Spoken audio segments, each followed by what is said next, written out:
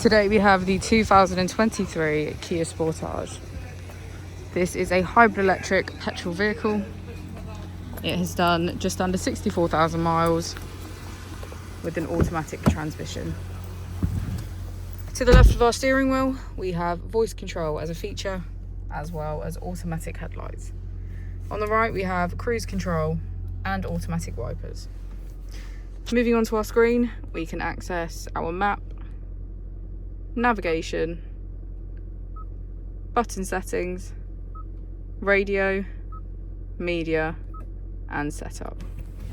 If we put the vehicle into reverse, we can see that it comes with a parking camera with front and rear parking sensors.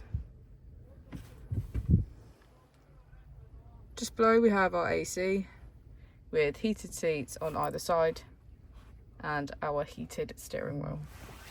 As we go into the back of the vehicle, we can see that all of our seats have a black leather trim.